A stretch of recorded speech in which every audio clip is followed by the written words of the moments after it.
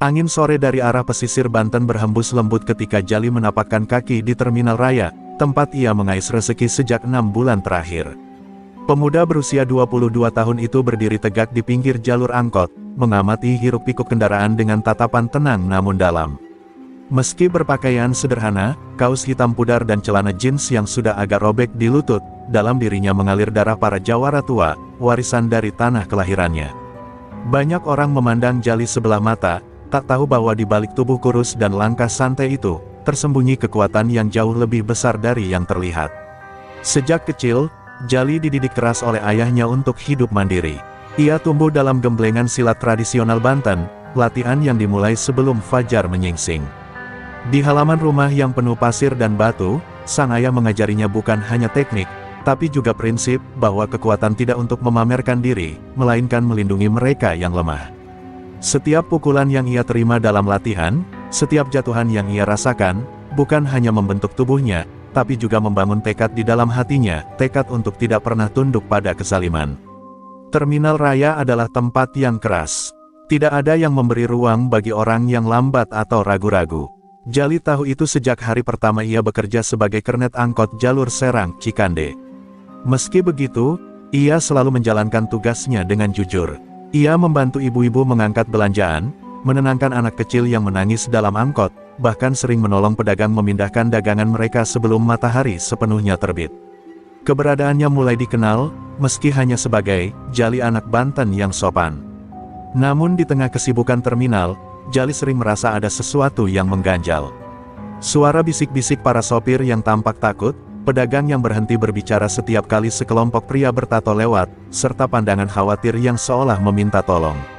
Ia merasakan ketidakwajaran itu, seperti aroma busuk yang sengaja disembunyikan.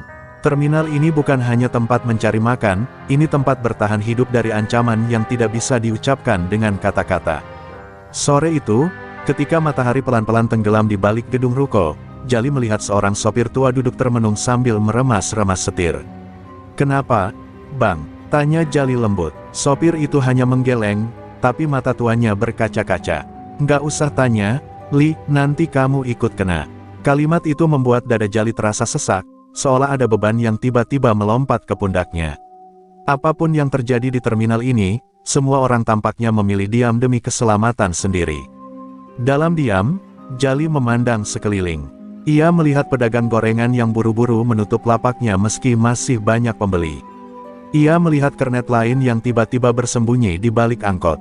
Ia melihat ketegangan yang menyelimuti udara. Dan ia tahu, ini bukan ketakutan biasa. Ini ketakutan terhadap sesuatu yang sudah terlalu lama dibiarkan tumbuh, sesuatu yang merampas keberanian orang-orang kecil. Kenangan tentang ayahnya kembali muncul. Suara tegas lelaki tua itu terngiang dalam kepala Jali, jawara sejati tidak mencari musuh. Tapi kalau Zulim datang menginjak-injak, diam artinya kau ikut membiarkan. Jali menghela napas panjang. Ia bukan mencari masalah. Ia hanya ingin bekerja, hidup sederhana, dan membantu siapapun yang bisa ia bantu. Tapi keadaan di terminal ini seolah sedang menantangnya untuk memilih antara aman atau benar. Dan hari itu, Jali belum tahu bahwa pilihan itu akan menyeretnya ke jalan yang jauh lebih berat dari sekadar mengangkut penumpang. Jalan yang akan membuat namanya dikenal bukan hanya sebagai kernet biasa, tetapi sebagai pemuda Banten yang kelak mengguncang keberanian para preman. Saat matahari benar-benar tenggelam, Jali berdiri di tengah terminal dengan perasaan yang sulit dijelaskan, seperti badai yang sebentar lagi pecah, tapi ia justru menjadi satu-satunya yang berdiri menghadapinya. Keesokan paginya, langit Terminal Raya tampak kelabu, seolah memantulkan kegelisahan orang-orang yang beraktivitas di bawahnya. Jali datang seperti biasa, namun ada yang berbeda pada suasana hari itu. Para sopir tidak sesemangat biasanya, mereka berbicara pelan, menghindari kontak mata, dan beberapa bahkan tidak menyalakan mesin angkot mereka. Seolah seluruh terminal sedang menahan napas menunggu sesuatu yang tak diinginkan. Jali menatap satu persatu wajah yang ia kenal, dan semuanya menunjukkan tanda ketakutan yang sama. Ia berjalan menuju gerobak Makrini, pedagang nasi uduk yang setiap pagi selalu menyapa Jali dengan senyum ramah. Namun kali ini, wanita tua itu terlihat terburu-buru menutup dagangannya, padahal hari masih sangat pagi. "Mak, buru-buru amat, dagangannya belum habis?" tanya Jali heran. Makrini hanya melirik ke arah pintu masuk terminal, wajahnya pucat. Mereka datang lagi, Lee, Mak nggak kuat kalau disuruh bayar lebih. Kalimat itu membuat Jali berhenti bergerak, seolah suatu beban berat langsung jatuh ke kepalanya. Jali mengarahkan pandangannya ke pintu terminal. Benar saja, beberapa pria bertubuh besar dengan pakaian serba gelap mulai berjalan masuk. Mereka berjalan santai, namun tatapan mereka menyapu terminal layaknya serigala mencari mangsa. Orang-orang spontan menghindar, pedagang buru-buru merapikan lapak, dan sopir menunduk dalam diam. Kelompok itulah yang selama ini membayangi terminal, para preman dari rawa hitam, dipimpin oleh seorang pria bernama Baron. Baron tidak muncul hari itu, namun para anak buahnya sudah cukup membuat seluruh terminal gemetar. Salah satu preman menggedor kap angkot seorang sopir muda, menuntut uang keamanan yang jumlahnya kian hari kian meningkat. Sopir itu mencoba protes, namun satu tamparan keras membuatnya terdiam. Jali yang melihat kejadian itu merasakan darahnya mendidih. Ia mengepalkan tangan, jantungnya berdetak keras, namun ia masih mencoba menahan diri, belum saatnya, pikirnya. Ia harus memahami dulu keadaan sebelum bertindak gegabah. Namun semakin lama ia melihat, semakin sulit baginya untuk menahan amarah. Seorang pedagang buah dipaksa membayar 2 kali lipat dari biasanya. Seorang ibu penumpang dimarahi hanya karena berdiri terlalu dekat saat preman itu lewat.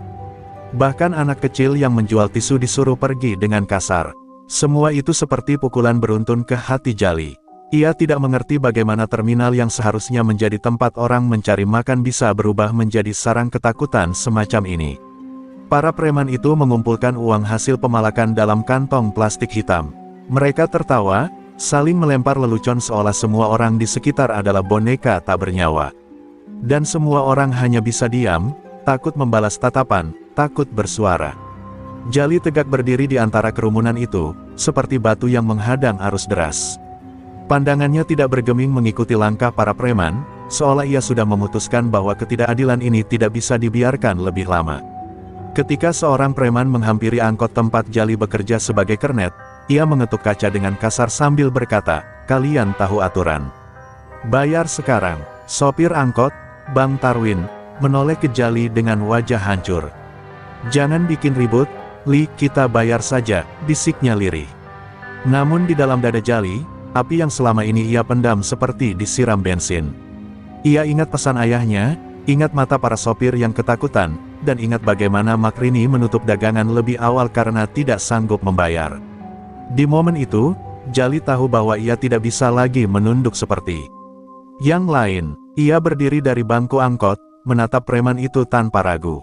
Dan meski belum mengeluarkan satu kata pun, tatapan Jali sudah cukup memberi sinyal bahwa ada seseorang di terminal ini yang tidak takut. Itu adalah langkah pertama yang akan mengguncang seluruh terminal raya, langkah kecil menuju badai besar yang akan datang. Jali masih berdiri tegak di depan angkot ketika preman itu mendekat. Namun sebelum konflik itu benar-benar pecah, sebuah suara keras memecah suasana. "Jangan, tolong, jangan ditendang lagi." Teriakan itu berasal dari arah lapak nasi uduk Makrini. Jali sontak menoleh, begitu pula semua orang di terminal. 2 preman lain sedang mengacak-acak lapak Makrini yang baru saja ditutup tergesa-gesa. Meja kayu kecil itu ditendang keras hingga terbalik, membuat nasi, tempe goreng, sambal, dan piring melayang berantakan di tanah. Makrini berlutut sambil memunguti dagangannya dengan tangan gemetar. Jali merasakan dadanya seperti diremas. Makrini bukan orang sembarangan baginya. Dialah yang sering memberi Jali sarapan gratis ketika uangnya pas-pasan. Dialah yang selalu menepuk bahunya setiap kali Jali terlihat letih bekerja dari pagi sampai malam. Melihat wanita setua itu diperlakukan seperti itu membuat darah Jali berdesir lebih hebat daripada sebelumnya. Preman itu justru menertawakan usaha Makrini mengumpulkan dagangannya, seolah kesedihan orang lain adalah hiburan bagi mereka. "Udah Mak bilang, nggak ada uang lebih." "Mak belum nutup modal," kata Makrini terbata-bata. Namun preman bertubuh besar itu meraih kerah bajunya, mengangkat wanita tua itu sedikit dari tanah. "Gue nggak peduli, semua pedagang di sini wajib setor. Kalau nggak bisa, tutup." Makrini menutup mata, tubuhnya gemetaran. Penjual lain hanya menonton dari jauh, wajah mereka pucat, tidak ada yang berani mendekat. Melihat itu, Jali tidak bisa tinggal diam lagi. Ia melangkah maju, meninggalkan preman yang tadi menagih ke angkotnya. Setiap langkah terasa berat namun pasti, seperti ia sedang berjalan menuju sesuatu yang akan mengubah hidupnya. Suara langkah Jali menggema di antara kepanikan kecil yang menguasai terminal. Semua mata kini tertuju padanya. Sopir, pedagang, penumpang, semua menahan napas ketika pemuda itu berdiri tepat di belakang preman yang mencengkeram Makrini. Dengan suara rendah namun tegas, Jali berkata, "Lepasin Makrini." Preman itu menoleh, matanya menyipit melihat pemuda kurus dengan wajah dingin menantangnya. "Hah, siapa lo?" Jali tidak menjawab, ia hanya menatap lurus, mata yang membara namun tetap terkendali. Tatapan itu begitu tajam hingga untuk sesaat preman itu terdiam. Namun segera ia melepaskan tawa keras, mengejek.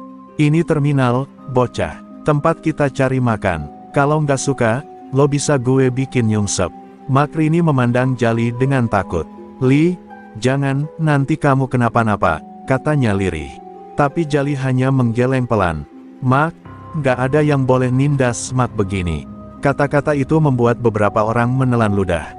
Mereka tahu Jali berani, tapi mereka juga tahu siapa yang ia hadapi, orang-orang rawa hitam, kelompok yang dicap tak tersentuh. Preman itu mendorong Makrini ke tanah dan mendekat ke Jali dengan dada membusung. "Berani banget lo sama anak-anak rawa hitam." Napasnya bau alkohol, tapi tubuhnya kokoh seperti batu.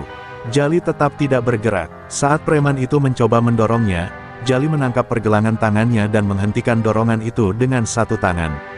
Sontak semua orang menahan napas. Preman itu tersentak, tidak menyangka pemuda kurus ini punya kekuatan sebesar itu. Di titik itu, Jali tahu tak ada jalan kembali. Ia tidak hanya sedang membela Makrini. Ia sedang mengambil langkah pertama untuk menentang teror yang selama ini membelenggu seluruh terminal raya.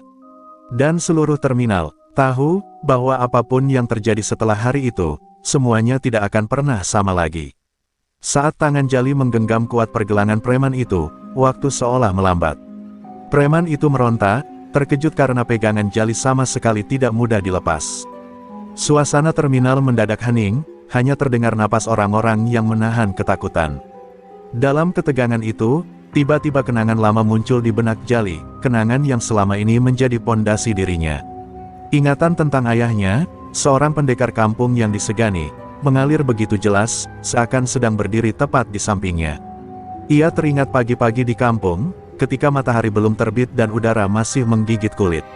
Ayahnya selalu membangunkannya untuk berlatih silat di halaman belakang. "Kekuatan itu bukan buat manas-manasin orang," kata ayahnya sambil mencontohkan jurus yang tegas namun anggun. "Kekuatan itu buat nahan orang yang zolim. Buat lindungi yang gak bisa bela diri." Kalimat itu terngiang kuat di telinga Jali pada momen ia berhadapan dengan preman itu.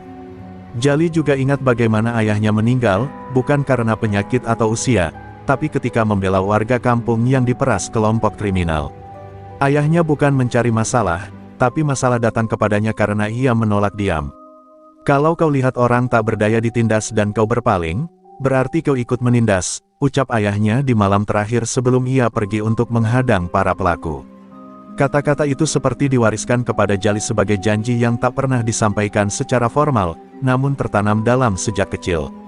Kembali di terminal, preman itu berusaha melayangkan pukulan dengan tangan satunya. Namun Jali menunduk cepat, menghindar, lalu melepaskan tangan preman itu sehingga orang itu terdorong mundur beberapa langkah. Kerumunan yang menonton berkedip, seolah tak percaya apa yang baru mereka lihat. Tidak ada yang menyangka anak muda kurus itu memiliki ketangkasan sedemikian rupa. Namun Jali tidak tersenyum, tidak bangga, ia terlihat seperti seseorang yang dipaksa menjalankan peran yang sudah ditulis takdir untuknya. Makrini memanggil Jali dengan suara bergetar. "Jali, cukup, nak. Nanti mereka makin benci kamu." Namun Jali menoleh dan menggeleng. "Mak nggak salah. Mereka yang salah. Kalau semua orang terus takut, sampai kapan Mak harus diperlakukan begini?" Mata Makrini berkaca-kaca, bukan hanya karena ketakutan, tapi karena seseorang akhirnya berani berdiri untuknya. Preman yang hampir terjatuh itu bangkit dengan wajah merah padam. "Berani banget lo, bocah kampung. Lo kira lo jago?" Ia berteriak, memanggil teman-temannya. Dua preman lainnya mulai maju, namun mereka ragu, karena mata Jali bukan mata orang biasa. Tatapan itu mengingatkan mereka pada orang yang siap bertarung bukan karena ingin, tapi karena terpaksa membela harga diri. Di tengah ketegangan, suara ayah kembali bergema dalam kepala Jali, lebih jelas daripada sebelumnya. Kalau nggak kau lawan hari ini, besok mereka akan nginjak lebih dalam. Jali mengepalkan tangan, bukan untuk menyerang, tapi untuk memperkuat hatinya. Ia tahu pertarungan ini baru permulaan. Masih banyak badai yang menunggu. Tapi seseorang harus memulai perlawanan itu, dan ternyata, orang itu adalah dirinya. Dan saat para preman itu berkumpul dan bersiap menyerang bersamaan, Jali berdiri tegak, napas teratur, mata tak gentar. Ia sadar betul satu hal, mulai hari ini, hidupnya tidak lagi sama. Ia bukan hanya Jali, si kernet angkot. Ia adalah anak dari seorang pendekar yang meninggalkan warisan keberanian. Dan warisan itu kini sedang ia jalankan, tepat di tengah terminal raya yang seharusnya menjadi tempat orang mencari makan, bukan tempat orang diperas ketakutannya. Ketika kedua preman lain maju mendekat, suasana terminal raya berubah seperti medan perang. Yang menahan letusan, langkah mereka berat, napas mereka panas, dan mata mereka menatap Jali dengan amarah bercampur kehati-hatian. Orang-orang di sekeliling langsung mundur lebih jauh, membentuk lingkaran tak resmi. Bahkan deru mesin angkot mendadak berhenti, seolah terminal ikut menahan napas. Jali berdiri di tengah, tidak bergerak sedikit pun. Ia tampak tenang, namun di dadanya detakan jantung beradu dengan adrenalin yang naik perlahan. Preman pertama, laki-laki botak dengan tato ular melingkar di lengan, menyerang duluan. Ia melayangkan pukulan lurus ke arah rahang Jali, cepat dan kasar. Namun Jali bergerak lebih cepat. Dengan satu langkah miring, ia menghindar, lalu menepis lengan preman itu menggunakan teknik dasar yang diajarkan ayahnya sejak kecil. Pukulan itu meleset dan tubuh botak itu terdorong ke samping. Orang-orang terkesiap melihat gerakan sederhana tapi mematikan itu. Jali tidak menyerang balik, hanya menghindar, seolah ia memberi kesempatan terakhir bagi ketiga preman itu untuk berhenti. Namun kesempatan itu tidak pernah diambil. Preman kedua, yang bertubuh lebih besar dan berwajah kejam, maju sambil mengumpat. Ia mengayunkan tendangan ke arah perut Jali. Namun sebelum kabut kaki itu mencapai tujuannya, Jali menahan dengan lengan bawahnya, membuat suara "duk" menggema keras. Ketika tendangan itu terhenti di udara, wajah preman itu berubah. Tidak percaya pemuda kurus seperti Jali mampu menahan tenaga sebesar itu tanpa bergeming. Kerumunan makin ramai menahan napas, tak ada yang berani bersuara. Mata mereka beralih dari Jali ke para preman yang perlahan kehilangan rasa percaya diri. Namun preman pertama, merasa harga dirinya dipermalukan, segera maju lagi. Kali ini dengan dua pukulan cepat. Jali menunduk, memutar sedikit, lalu menepuk dada preman itu dengan telapak tangan terbuka. Bukan pukulan, hanya dorongan keras. Tetapi cukup kuat untuk membuat preman itu tersungkur ke belakang dan terjatuh tepat di atas dagangan sayur milik seorang ibu yang langsung menjerit tertahan. Melihat temannya jatuh, preman bertubuh besar itu menggeram dan langsung menarik pisau lipat dari sakunya. Tindakan itu membuat seluruh terminal panik. Beberapa sopir menutup wajah, pedagang berteriak kecil, dan Makrini memegangi dada sambil memohon, "Jali, lari saja nak. Jangan lawan mereka lagi." Namun Jali tidak mundur. Ia hanya menatap tajam pisau itu. Bukan tatapan nekat, tapi tatapan seseorang yang sudah hidup berdampingan dengan bahaya sejak kecil. Ayahnya dulu pernah berkata, senjata hanya tajam di tangan yang takut. Kalau hatimu mantap, pisau cuma besi kecil. Preman itu mulai melangkah mendekat, mengayunkan pisau sembarangan, berusaha menakut-nakuti. Namun langkahnya terhenti ketika suara keras memotong udara, "Woi, berhenti!" Semua orang menoleh. Ternyata senior dari kelompok preman itu, orang bertubuh tinggi, berjaket kulit, dan dikenal bernama Gimbal, baru saja masuk terminal. Ia melihat keributan itu dan segera menangkap situasinya. Dengan tatapan gelap, ia berteriak pada anak buahnya, "Udah, kita cabut dulu. Ini belum saatnya." Preman yang memegang pisau itu merasa malu, tapi ia turuti perintah. Mereka bertiga mundur sambil melontarkan tatapan membunuh ke arah Jali. "Nikmatin hidup lo selagi bisa, bocah," kata Gimbal sambil menunjuk dada Jali. Baron bakal seneng banget dengar kabar ini. Setelah itu, mereka pergi meninggalkan terminal, namun ancaman mereka menggantung di udara seperti awan gelap yang siap menurunkan badai. Saat para preman telah menghilang dari pintu terminal, suasana kembali berdenyut perlahan. Namun tidak ada satupun orang yang bersorak. Tidak ada yang berani memuji Jali secara terang-terangan. Mereka hanya menatapnya, antara kagum, takut, dan khawatir. Jali sendiri berdiri diam, menenangkan napasnya. Ia tahu, meski menang di ketegangan pertama, ini bukan akhir. Ini bahkan belum permulaan yang sebenarnya. Apa yang ia lakukan baru saja membuka pintu menuju masalah yang jauh lebih besar, masalah bernama Baron. Sejak insiden itu, terminal tidak pernah benar-benar tenang. Orang-orang bekerja seperti biasa, namun ketakutan menggantung di udara lebih tebal dari sebelumnya. Para sopir berbisik bahwa Baron, pemimpin rawa hitam, pasti akan turun tangan sendiri. Nama itu saja sudah cukup membuat beberapa pedagang menghentikan gerakan mereka. Baron bukan sekadar preman, ia legenda kegelapan di terminal itu, keras, kejam, dan tak pernah memberi ampun kepada siapapun yang menentangnya. Dan kabar bahwa Jali berani menghadap anak buahnya membuat keadaan semakin mencekam. Pada pagi ketiga setelah insiden itu, suasana terminal berubah drastis. Tidak ada tawa para sopir, tidak ada teriakan menawarkan rute angkot. Bahkan gerobak dagangan pun terasa lebih sunyi dari biasanya. Semua orang seperti tahu sesuatu akan terjadi hari itu. Jali merasakannya sejak menapakkan kaki ke terminal, rasa berat di udara, langkah-langkah gelisah, dan tatapan orang-orang yang mengarah padanya namun cepat-cepat dialihkan. Ia sudah siap, tapi tidak menyangka hari ini justru menjadi titik awal badai paling besar. Lalu terdengar deru beberapa motor besar memasuki terminal. Suaranya kasar, bergaung seperti raungan hewan buas. Pedagang buru-buru menutup lapak, sopir dan kernet segera menyingkir. Dari belakang para pengendara motor itu turun belasan preman dengan pakaian serba hitam. Di tengah mereka muncul seseorang dengan tubuh tinggi besar, bertato seluruh lengan, mengenakan rompi kulit dan rantai perak di lehernya. Dia berjalan perlahan, langkahnya berat namun penuh wibawa mematikan. Dialah Baron. Baron tidak berteriak, tidak memaki. Ia hanya memandang sekeliling dengan tatapan dingin, seolah semua orang di terminal hanyalah angka dalam daftar panjang yang bisa ia hapus kapan saja. Anak buahnya langsung menghambur ke para sopir, memaksa mereka berkumpul di tengah terminal. Semua ANGGOT bayar hari ini, teriak salah satu preman. Mereka meminta uang keamanan dalam jumlah yang jauh lebih besar dari biasanya, 10 kali lipat. Para sopir terdiam, bukan karena tidak mau membayar, tapi karena jumlah itu mustahil mereka siapkan. Makrini, yang baru membuka dagangan, pun langsung didatangi dua preman. Dagangannya diseret paksa ke pinggir, hampir terbalik lagi. Gue bilang dari dulu, kalau nggak mampu bayar, angkat kaki dari sini. Makrini hampir menangis, namun ia tidak berani melawan. Para pedagang lain pun sama. Mereka hanya menunduk, berharap Baron tidak menaruh mata padanya. Suasana itu membuat dada Jali terasa panas.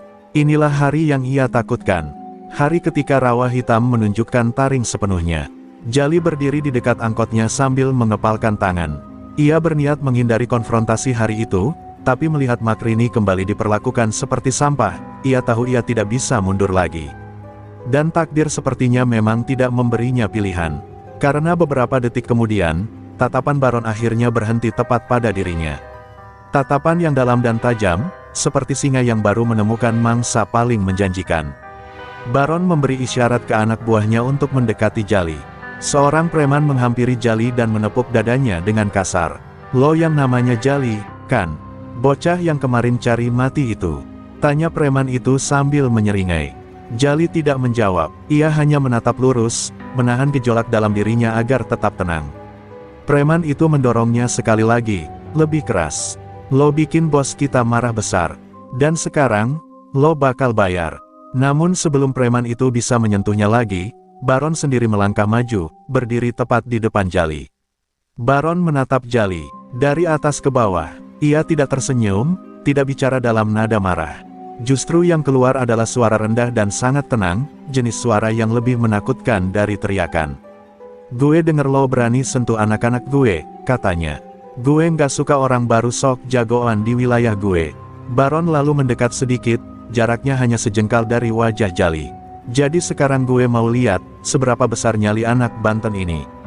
Kerumunan diam, seolah seluruh dunia berhenti berputar.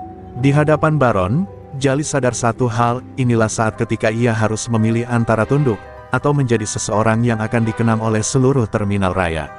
Malam itu, terminal Seruni tampak lebih sepi dari biasanya, namun ada hawa aneh yang membuat siapapun merinding. Lampu-lampu yang berkedip seperti menandai sesuatu yang buruk akan terjadi. Jali berjalan perlahan, matanya awas, tubuhnya tegang. Ia merasakan langkah-langkah samar mengikuti dari kejauhan. Ia tahu, kelompok preman yang tersisa pasti tidak tinggal diam setelah kegagahan Jali siang tadi. Malam ini, ia bersiap menghadapi sesuatu yang jauh lebih besar dari sekadar perkelahian jalanan. Di balik deretan angkot yang terparkir, 3 sosok muncul, wajah mereka gelap, penuh dendam. Salah satunya, pria bertubuh tinggi dengan bekas luka di pelipis, muncul sebagai pemimpin. Namanya Rambo, yang tentu saja bukan nama asli, tapi cukup untuk membuat orang-orang terminal gentar hanya mendengarnya. Rambo melangkah maju sambil menepuk-nepuk tongkat besi di tangannya, memberi sinyal bahwa pembalasan itu bukan sekadar ancaman. Jali menarik napas dalam, dadanya terasa sesak, namun matanya tetap tenang seperti lautan sebelum badai. Jali tahu ia tak boleh gegabah. Ia menggerakkan bahunya perlahan, memutar pergelangan tangan, memastikan seluruh tubuh siap. Rambo menatapnya dengan senyum sinis, seolah meremehkan pemuda Banten itu. "Gua kasih lu satu kesempatan terakhir buat kabur," ucap Rambo sambil mendekat. Jali hanya menggeleng pelan. "Orang yang ganggu warga sini yang harus pergi. Bukan gua," balasnya dengan suara rendah namun mantap. Kata-kata itu membuat para preman mendidih, dan suasana malam berubah semakin mencekam. Bentakan Rambo menjadi tanda dimulainya pertempuran. 2 anak buahnya menyerbu Jali secara bersamaan. Jali menghindar cepat seperti kilatan petir, menepis tangan lawan lalu membalas dengan pukulan telak ke ulu hati. Satu preman jatuh tersungkur, mengadu sambil menggeliat di tanah. Preman kedua mencoba menyergap dari belakang, tapi Jali memutar tubuh dan menendang keras ke arah dadanya. Tubuh itu terlempar menabrak pintu angkot hingga kaca retak. Jali berdiri tegap, napasnya teratur, namun detak jantungnya berdegup cepat. Rambo maju dengan kemarahan memuncak. Ia mengayunkan tongkat besinya dengan kecepatan luar biasa, memaksa Jali mundur selangkah demi selangkah. Dentingan besi yang memantul di tiang terminal membuat suasana semakin menegangkan. Jali hampir terkena satu ayunan mematikan, namun ia memutar tubuh dan menahan pukulan berikutnya dengan lengannya. Rasa nyeri langsung menjalar, namun ia tidak menunjukkan kelemahan sedikitpun. Wajah Rambo memerah, marah karena pemuda itu masih berdiri. Dengan keberanian yang tersisa, Jali melompat maju, menendang tongkat besi dari tangan Rambo hingga melayang dan jatuh jauh ke belakang. Mereka kini bertarung tangan kosong. Rambo menggunakan tenaga besar, setiap pukulannya seperti palu godam yang berusaha meremukkan pertahanan Jali. Namun Jali, dengan latihan silat Banten yang diwarisi dari ayahnya, mampu membaca gerakan lawan. Ia menangkis, memutar, lalu menanamkan satu pukulan keras ke rahang Rambo. Tubuh besar itu goyah untuk pertama kalinya. Rambo menggeram, mencoba bertahan, tapi Jali sudah melihat celah. Dalam satu gerakan cepat dan terukur, ia menyerang 3 kali berturut-turut, siku ke dada, tendangan ke perut, dan pukulan terakhir ke pelipis. Tubuh Rambo terhuyung sebelum akhirnya roboh sepenuhnya, tak mampu bangkit lagi. Malam itu, terminal menjadi saksi bisu bagaimana seorang pemuda berdiri tegak melawan kezaliman yang telah lama menindas orang-orang kecil. Setelah memastikan tidak ada lagi ancaman, Jali menghela napas panjang. Tangannya sedikit gemetar, bukan karena takut, melainkan karena adrenalin yang belum sepenuhnya reda. Dari balik kios, warga mulai muncul perlahan, menatap Jali dengan campuran haru, kagum, dan kelegaan. Untuk pertama kalinya dalam waktu lama, mereka melihat secercah harapan.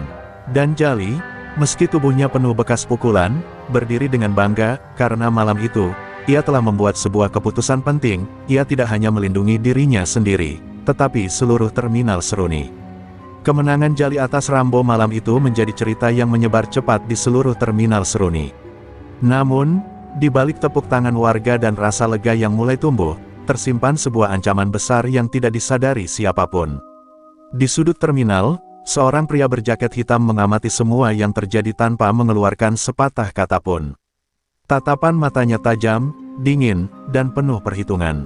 Dialah Brondong, pemimpin utama jaringan preman yang selama ini menguasai terminal dari balik tirai. Jika Rambo adalah tangan kanan, maka Brondong adalah otak dari semua pemalakan, ancaman, dan kekacauan yang selama ini menjerat warga. Jali tidak mengetahui bahwa kemenangan malam itu hanya membuka pintu menuju konflik yang lebih besar. Keesokan paginya, ketika matahari baru menyembul dari balik atap terminal yang kusam, Jali kembali untuk membantu beres-beres kios McEnah. Namun suasana terasa aneh, terlalu sepi. Tidak ada tawa pedagang, tidak ada teriakan sopir angkot. Yang ada hanya bisikan-bisikan ketakutan, seolah semua orang menahan napas. Bahkan McEnah terlihat pucat ketika melihat Jali datang. "Lee, kamu harus hati-hati," katanya. "Bosnya Rambo udah turun tangan," bisiknya gemetar. Jali mengangguk pelan, walau jantungnya terasa lebih berat. Ia tahu bahwa ini bukan lagi soal preman biasa. Ini tentang orang yang berpengaruh, yang bisa menggerakkan banyak orang sekaligus. Namun keteguhannya tidak goyah. Baginya, mundur bukan pilihan. Terminal Seruni adalah tempat orang-orang mencari nafkah, dan ia tidak akan membiarkan kepanikan kembali berkuasa. Ia menatap kios, menatap jalanan, dan merasakan tanggung jawab yang kini berada di pundaknya. "Selama aku masih di sini, gak ada yang ganggu kalian," ucapnya lirih namun tegas. Menjelang siang, suasana tiba-tiba berubah. 5 motor besar melaju memasuki terminal, knalpot mereka meraung sehingga membuat para pedagang spontan menutup kios. Pengendara-pengendara itu berhenti tepat di tengah terminal, dan dari antara mereka muncullah seorang pria dengan rambut cepak serta tatapan seperti pisau berondong. Ia melangkah maju, kedua tangannya bersedekap, sementara anak buahnya berdiri mengitari area seperti pawang yang hendak mengurung mangsanya. "Jali," teriaknya lantang, "gue denger lu bikin kacau anak buah gue." Jali muncul dari antara kios-kios, langkahnya mantap meski dadanya memberat. Ia menatap Brondong, tidak menunjukkan rasa takut sedikitpun. "Bukan gua yang bikin kacau. Mereka yang musik warga sini," jawabnya tanpa ragu. Kalimat itu membuat Brondong tertawa keras, tawa yang dingin, penuh penghinaan. "Anak kemarin sore dari Banten berani sok jagoan di wilayah gue. Lu pikir ngalahin Rambo bikin lu hebat," ucapnya sambil mendekat. Anak buahnya menatap dengan senyum mengejek. Namun Jali tetap tidak mundur. Bahkan ketika Brondong berhenti hanya berjarak 1 meter darinya, Jali menatap langsung ke matanya. Keberanian itu membuat beberapa warga yang mengintip dari kejauhan terharu sekaligus cemas. Mereka tahu ini adalah momen yang bisa menentukan masa depan terminal, apakah mereka kembali hidup dalam ketakutan, atau akhirnya bebas dari cengkraman kelompok preman itu. Dan Jali, seorang pemuda yang datang hanya untuk mencari nafkah, kini berdiri sebagai tameng mereka. Brondong mengangkat dagunya, lalu memberi isyarat dengan jarinya. Dalam hitungan detik, 5 preman mengelilingi Jali, siap menyerang kapan saja. Suasana menegang, udara terasa menekan, bahkan burung-burung enggan berkicau. McEnah menutup mulutnya, menahan jeritan yang hampir pecah. Jali bersiaga, napasnya perlahan, pikirannya fokus. Ia tahu, pertarungan kali ini jauh lebih berat, dan taruhannya bukan lagi sekadar harga diri, melainkan keselamatan seluruh terminal. Dan ketika Brondong memberi aba-aba kecil dengan menggerakkan alisnya, 5 preman itu langsung menerjang Jali dari berbagai arah sekaligus. Terminal Seruni kembali bergetar oleh kekacauan yang tak terhindarkan. Namun kali ini, Jali tidak hanya bertarung untuk dirinya sendiri. Ia bertarung untuk semua orang yang selama ini hidup dalam bayang-bayang ketakutan. Perang besar baru saja dimulai. 5 preman itu menyerbu seperti kawanan serigala lapar, masing-masing mengincar bagian tubuh Jali dengan niat menjatuhkan seketika. Jali memutar tubuhnya cepat, menepis pukulan pertama yang datang dari kanan, lalu menunduk ketika tendangan dari belakang hampir mengenai kepalanya. Pertarungan itu brutal, serentak, dan tanpa jeda. Deru napas para preman bercampur dengan gema langkah kaki yang memantul di seluruh terminal. Namun Jali tetap tenang. Setiap gerakan silatnya terlatih, presisi, dan seperti aliran air yang membentuk pola sendiri di tengah arus kekerasan. Dalam satu momen cepat, Jali berhasil menangkap lengan salah satu preman dan memutarnya ke belakang, membuat pria itu menjerit kesakitan sebelum terjatuh. 2 preman lainnya langsung memanfaatkan celah, menghantamkan pukulan ke arah punggung Jali. Rasa sakit menjalar tajam, namun Jali bergerak maju, menghindari tekanan berlebih pada tubuhnya. Ia menangkis pukulan berikutnya, lalu membalas dengan serangan siku yang menghantam rahang lawannya hingga pria itu terhuyung ke belakang dan jatuh menabrak tumpukan peti buah. Brondong mengamati semuanya dengan wajah datar, seolah sedang menyaksikan pertandingan biasa, bukan pertarungan hidup dan mati. Sesekali ia tersenyum kecil, menikmati bagaimana anak buahnya berusaha menjatuhkan satu pemuda yang terus berdiri meski dihajar bertubi-tubi. Warga menonton dari balik kios dan tiang, sebagian menggigit bibir, sebagian lagi menutup wajah dengan telapak tangan. Mereka ingin membantu, namun ketakutan mengikat langkah mereka. Hanya sorotan mata penuh dukungan yang bisa mereka kirim pada Jali. Pertarungan semakin sengit ketika preman terbesar di antara mereka, yang bertubuh gemuk dengan tangan sebesar balok menyerbu maju. Pukulan pria itu seperti palu godam, menghantam udara dan menciptakan suara yang memecah kesunyian. Jali tahu sekali saja ia terkena, itu bisa membuatnya sulit berdiri kembali. Ia bergerak gesit, berputar ke samping dan menendang lutut pria itu. Preman besar itu mengerang, namun bukannya jatuh. Ia malah semakin marah dan mencoba meraih Jali dengan kedua tangan seperti menangkap hewan liar. Jali melompat mundur, memanfaatkan momentum untuk menarik napas sejenak. Namun ia tak diberi waktu. Dua preman lain yang masih berdiri kembali menyerbu, kali ini dengan koordinasi yang lebih rapi, seolah mereka tak lagi meremehkan pemuda Banten itu. Pukulan demi pukulan beradu dengan lengan Jali, menimbulkan nyeri yang sulit ditahan. Meski begitu, Jali tetap bergerak mengikuti ritme silatnya, mengalir, menghindar, dan sesekali memukul. Balik dengan presisi mematikan, satu persatu lawannya tumbang, hingga hanya si besar yang tersisa. Dengan tubuh yang sudah berlumuran keringat dan debu, Jali menatap lawannya yang tersisa. Preman besar itu menghembuskan napas berat, mencoba memulihkan tenaga sebelum kembali menyerang. Kali ini Jali mengambil inisiatif. Ia meluncur maju, mengincar titik lemah di tubuh besar itu. 3 pukulan cepat menghantam perut, dada, dan rahang. Pria itu berusaha melawan, namun gerakan Jali jauh lebih cepat. Dalam satu tendangan putar yang sempurna, Jali menghantamkan tumitnya ke sisi kepala preman tersebut hingga tubuh besar itu tumbang keras ke lantai terminal. Suasana tiba-tiba hening. Para warga yang sejak tadi menahan napas kini terperangah menyaksikan kelima preman itu terkapar tak berdaya. Jali berdiri dengan napas terengah, lututnya sedikit gemetar namun semangatnya tak padam.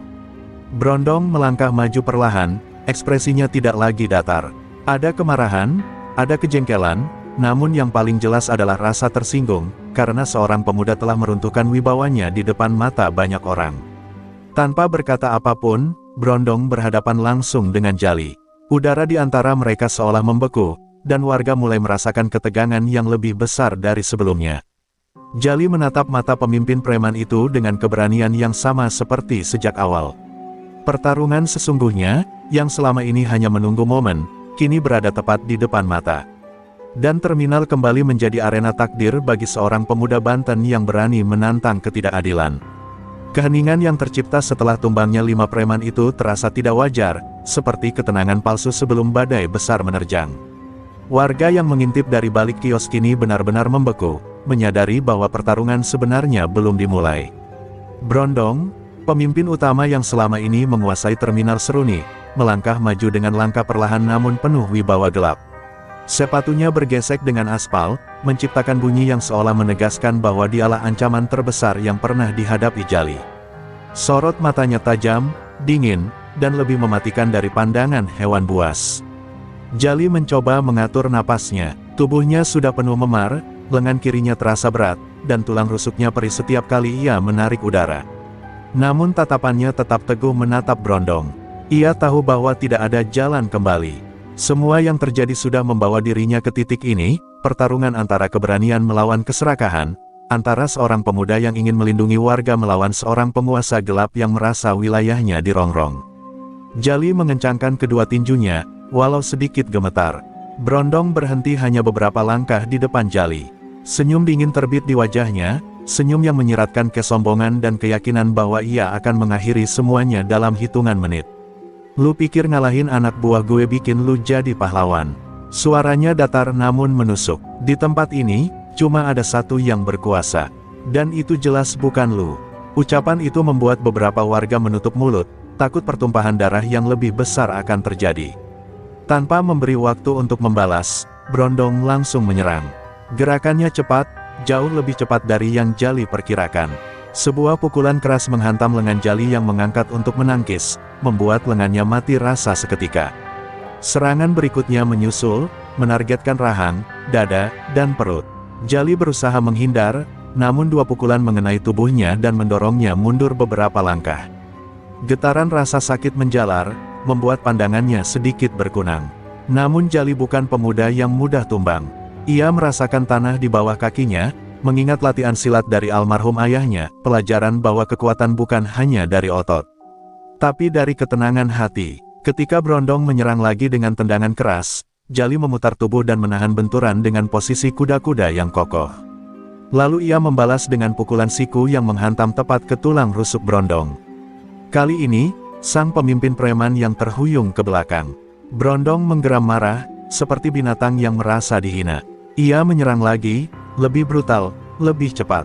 Jali berusaha mengimbangi, tubuhnya bergerak mengikuti ritme silat Banten yang luas namun penuh tenaga. Mereka bertarung di tengah terminal, seperti dua bayangan yang saling mengejar dan berbenturan.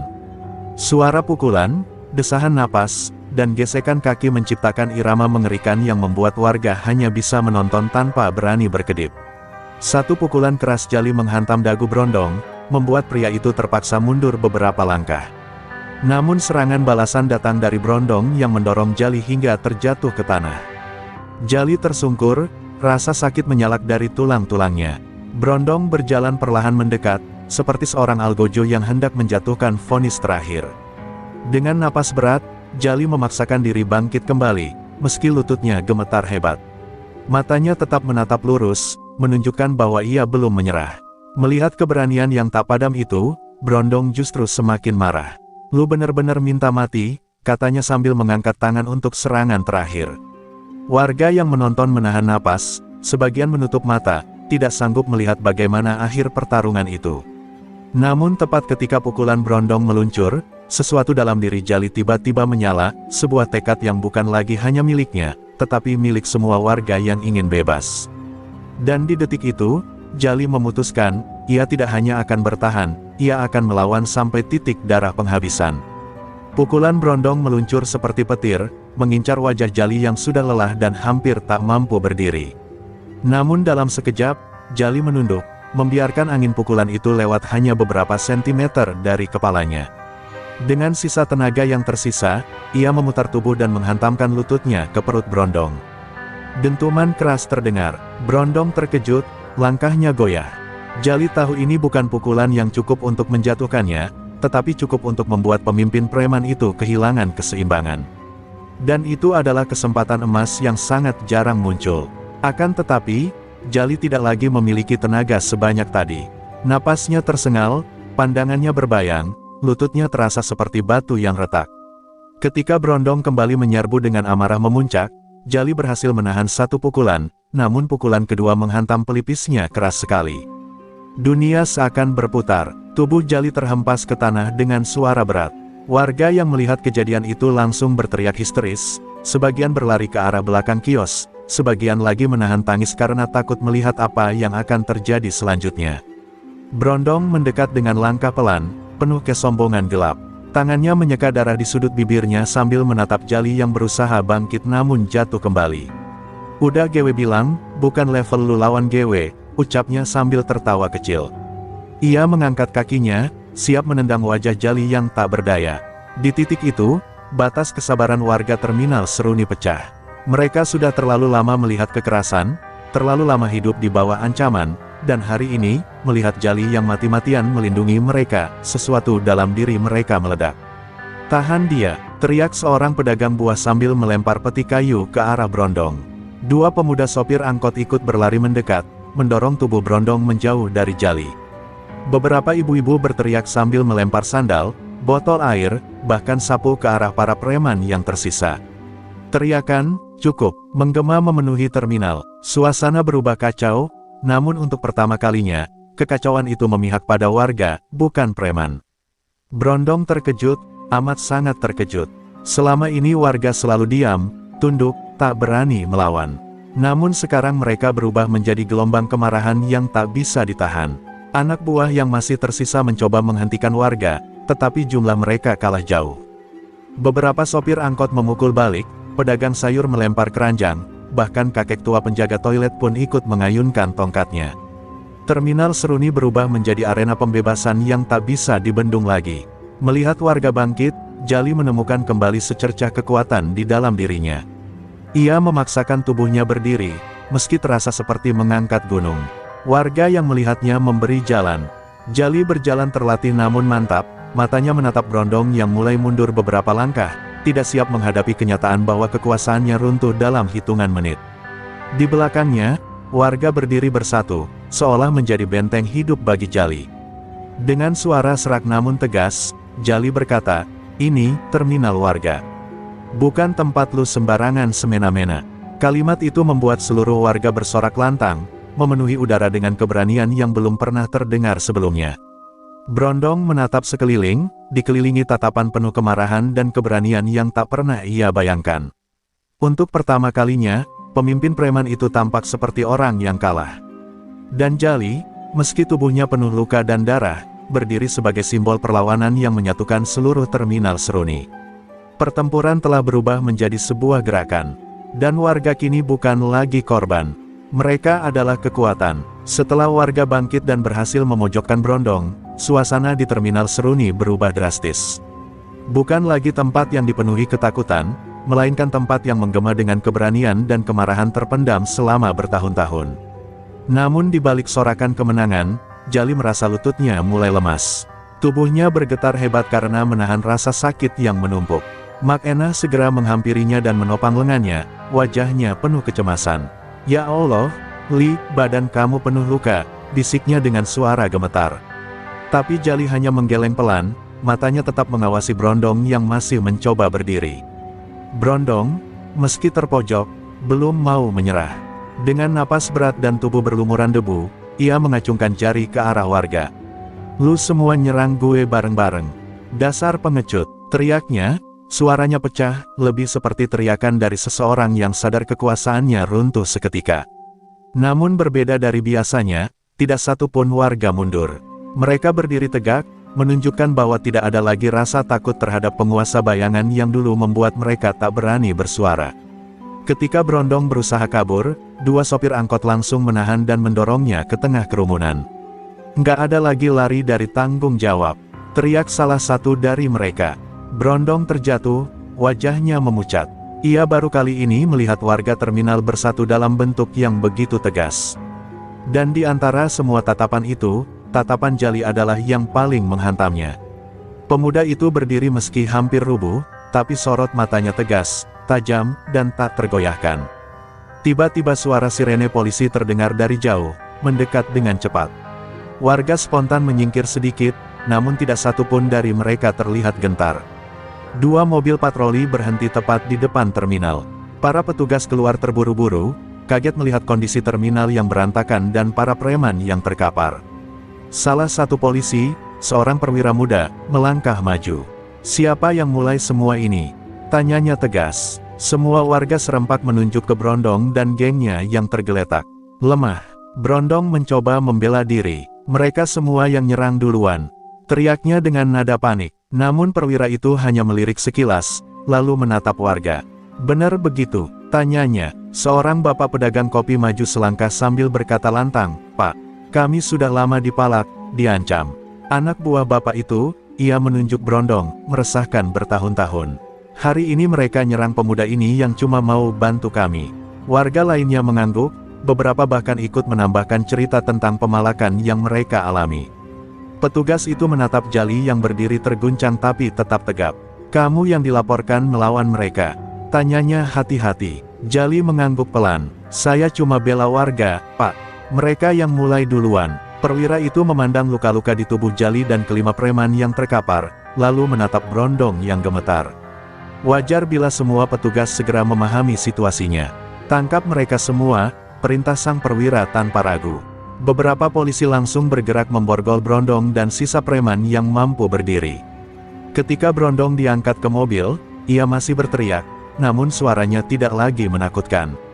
Ia kini hanya sosok pecundang yang kalah oleh keberanian warga yang selama ini ia tindas. Warga bersorak saat mobil patroli membawa preman-preman itu pergi. Namun setelah sorakan mereda, mereka semua mengarahkan pandangan pada Jali, pemuda yang wajahnya babak belur namun matanya tetap menyala. Dalam diam, sebagian warga meneteskan air mata, menyadari bahwa tanpa Jali, mereka mungkin selamanya akan hidup dalam bayang-bayang ketakutan. McEnah merangkul Jali sambil berbisik lirih, "Kamu penyelamat kami, Nak." Jali tersenyum kecil meski wajahnya penuh luka. Hari itu, keputusan penting telah diambil, bukan oleh satu orang, tetapi oleh seluruh warga terminal Seruni. Mereka tidak akan membiarkan preman kembali berkuasa, dan mereka telah memilih untuk berdiri bersama. Jali hanya menjadi penyulutnya, namun nyala keberanian itu kini telah tumbuh menjadi api besar yang tak mudah dipadamkan. Keributan yang terjadi semalam di terminal lama ternyata menyisakan bara yang tak padam begitu saja. Kabar mengenai pemukulan salah satu preman senior, Laban, oleh seorang pemuda bernama Jali telah menyebar seperti api menyambar ilalang kering. Pagi itu, angin terminal terasa lebih berat dari biasanya, seakan tempat itu menahan napas, menunggu sesuatu yang buruk akan terjadi. Para pedagang duduk gelisah, para sopir angkot saling berbisik, dan pengamen yang biasanya ramai kini memilih memelankan suara mereka. Semua tahu bahwa kelompok preman yang tersisa tidak akan tinggal diam. Jali sendiri kembali datang ke terminal, bukannya mencari masalah, melainkan hendak menanyakan kondisi Mang Udin yang semalam ikut menjadi korban ketika para preman mengamuk. Wajahnya masih menyimpan bekas lebam, namun matanya tajam, penuh tekad. Dia merasa bertanggung jawab karena dirinya menjadi pemicu kemarahan preman-preman itu. Saat berjalan melewati kios-kios yang nyaris tutup, beberapa pedagang menatapnya dengan campuran takut dan bangga, takut karena balasan para preman bisa saja lebih kejam, bangga karena akhirnya ada yang berani melawan. Di tengah jalan menuju kios Mang Udin, langkah Jali terhenti ketika melihat 3 orang preman berdiri menghadangnya. Mereka bukan preman sembarangan, 2 di antaranya adalah tangan kanan Laban. Tubuh mereka besar, penuh tato, dan tatapannya seperti bara yang siap menyala. Tanpa perlu kata-kata, Jali tahu mereka datang bukan untuk berbicara baik-baik. Hening tiba-tiba menyelimuti sekitar. Beberapa pedagang mulai menutup pintu kios perlahan, sementara sopir-sopir menahan napas, takut melihat apa yang akan terjadi. Salah satu preman maju, wajahnya dipenuhi bekas luka lama. "Jali," ucapnya dengan suara serak, "lu bikin kami malu semalam. Laban sekarang masih pingsan, dan sebelum dia bangun, kami akan memastikan lu nggak bisa berdiri lagi." Nada suaranya tenang, tapi ancamannya menusuk seperti belati. Jali tidak menggertak, tidak juga menunjukkan ketakutan. Ia hanya menggulung lengan bajunya perlahan, menatap mereka dengan tatapan yang tegas dan dingin. Ketegangan itu pecah seketika ketika seorang preman lain menghantamkan botol kaca ke arah kepala Jali. Untungnya Jali bergerak cepat, menunduk dan membalas dengan pukulan lurus yang menghantam rahang lawannya. Keributan pun meledak, teriakan, dentingan kaca, dan suara tubuh jatuh menghiasi udara. Jali bergerak lincah, pukulan, elakan, tendangan, semua mengalir seperti insting alami yang sudah ditempa oleh pengalaman dan latihan pencaksilat Banten yang diwariskan almarhum ayahnya. Walau begitu, melawan 3 preman sekaligus bukan hal mudah. Satu pukulan keras menghantam punggung Jali, membuatnya hampir jatuh tersungkur.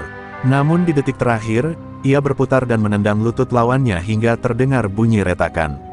Yang lain menyerangnya dari samping, tapi Jali menahan, mencengkeram, dan membantingnya ke tanah. Terminal yang tadinya sunyi kini dipenuhi suara kaget dari para saksi yang tak berani mendekat. Meski berhasil menahan serangan, napas Jali mulai berat. Darah menetes dari alisnya, tetapi tekadnya tidak goyah. Ia tahu, jika ia kalah sekarang, terminal akan kembali menjadi sarang ketakutan. Di tengah pertarungan itu, suara sirine polisi tiba-tiba terdengar dari kejauhan. Para preman yang tersisa saling pandang, panik. Mereka bukan tipe yang mau berurusan dengan aparat. Dengan gerakan terburu-buru, mereka meraih teman-temannya yang tumbang dan melarikan diri sebelum sirine semakin dekat. Ketika keributan akhirnya mereda, Jali berdiri terhuyung namun tetap tegak. Para pedagang maju perlahan mendekati, beberapa di antaranya menahan air mata karena lega. Seorang ibu warung menepuk bahu Jali sambil berkata pelan, "Nak, kalau bukan kamu, entah apa jadinya terminal ini." Jali hanya tersenyum kecil meski tubuhnya penuh luka. Dia sadar, amarah preman belum berakhir. Tapi satu hal pasti, keberaniannya telah membangunkan harapan yang lama mati di terminal lama. Dan itu adalah awal dari perubahan besar yang belum selesai. Malam itu, setelah polisi berdatangan dan keributan mereda, terminal kembali tenang, namun ketenangan itu terasa seperti keheningan sebelum badai. Jali duduk di tepi kios Mang Udin sambil menekan luka di alisnya. Pedagang-pedagang datang memberi air minum, namun mereka tak berani bicara terlalu keras. Mereka tahu, meski preman-preman itu lari ketika sirine polisi terdengar, mereka pasti akan kembali dengan kekuatan lebih besar. Jali menatap langit yang mulai gelap, memikirkan apa yang akan terjadi selanjutnya. Ia merasa tanggung jawab untuk melindungi terminal kini semakin berat. Di rumah kontrakannya, Jali membersihkan luka-luka dengan peralatan seadanya. Setiap goresan mengingatkannya pada wajah marah para preman tadi. Ia tahu Laban pasti akan merencanakan balasan yang lebih kejam begitu sadar. Tapi justru itu yang membuat Jali tak bisa tenang.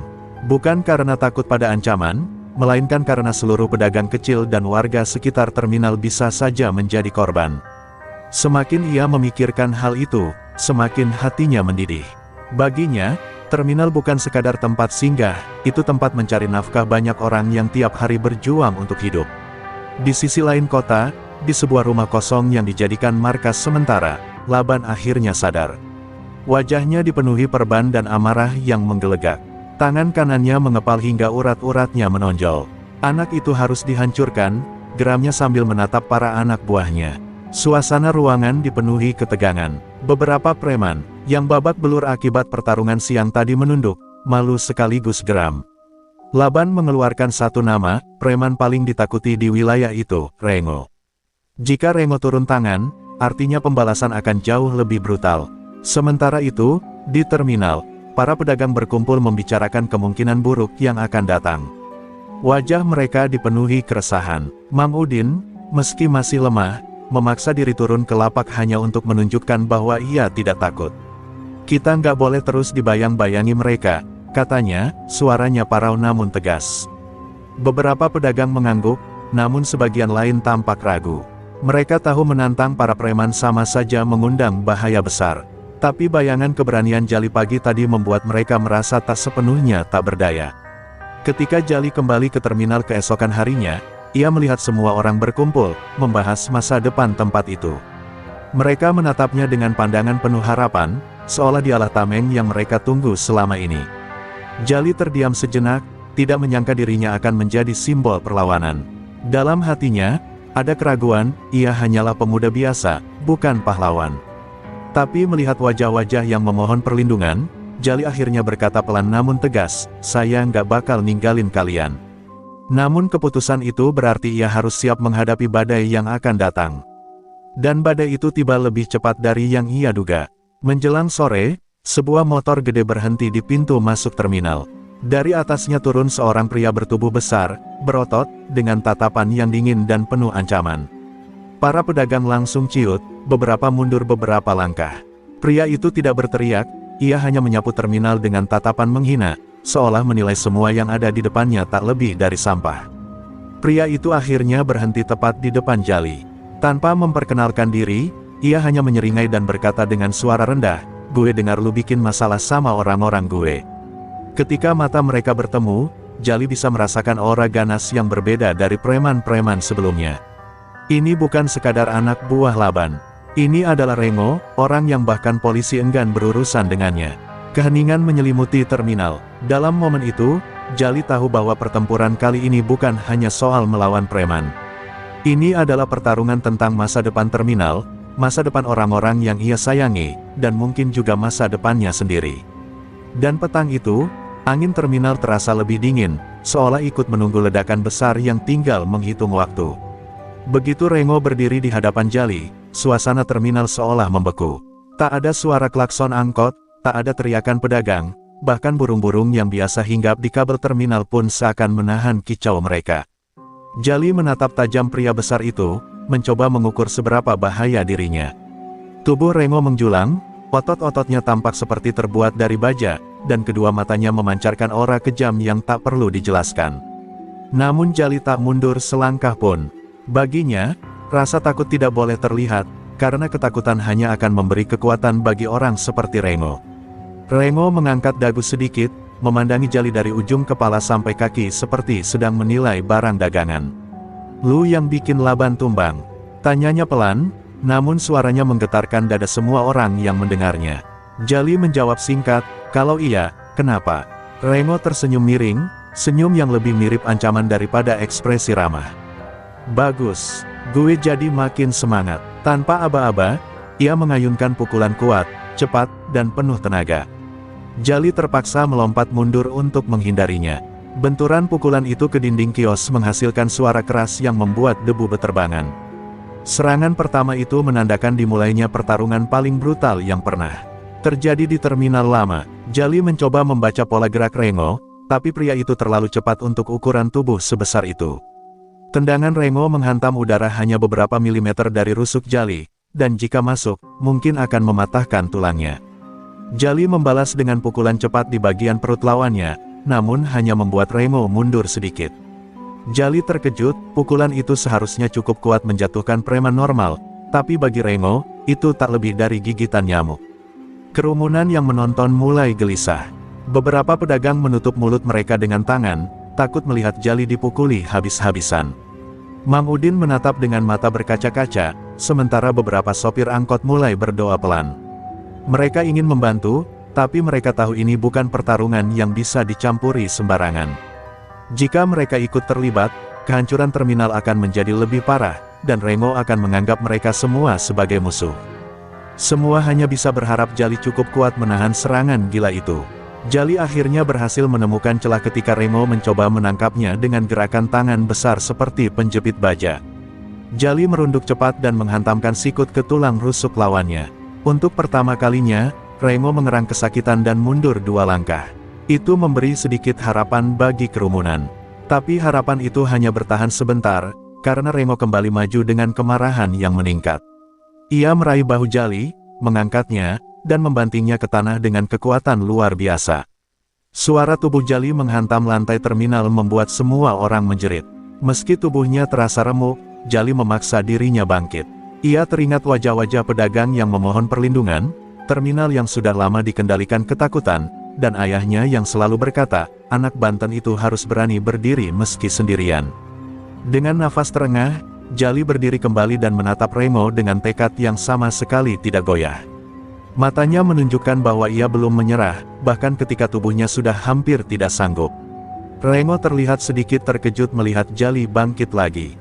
Wajahnya berubah lebih serius, seolah ia baru menyadari bahwa pemuda di depannya bukan lawan biasa. Dengan suara rendah dan berat, ia berkata, "Gue akui, lu beda." Tapi kemudian ia menambahkan, "Dan justru itu, gue bakal ancurin lu habis-habisan." Jali mengepalkan tangan, menyiapkan sisa tenaga